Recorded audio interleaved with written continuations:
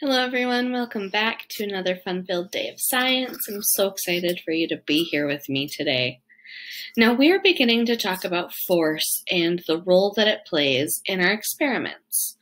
Now as a reminder, force is any amount of strength or energy put onto an object. Okay? Now, I asked you yesterday to think about how force was impactful or around in our experiment with ships and pennies.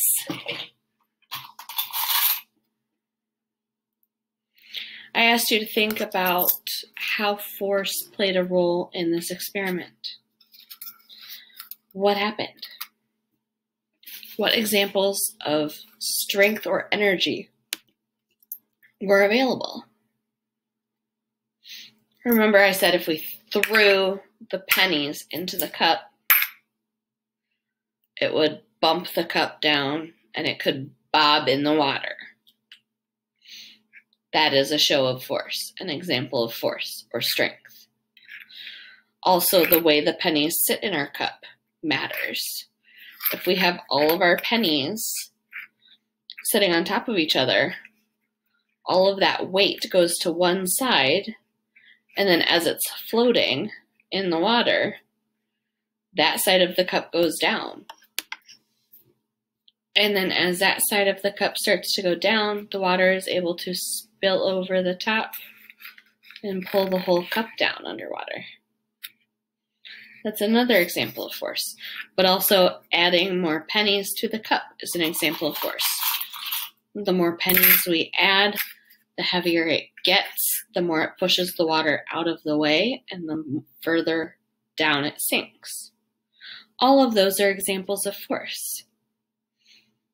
Now, as I tell you this, I hope you've been thinking about how force was available or how force was shown in our next experiment, where we filled our cups with water, our ships with water, in order to measure how much water filled them.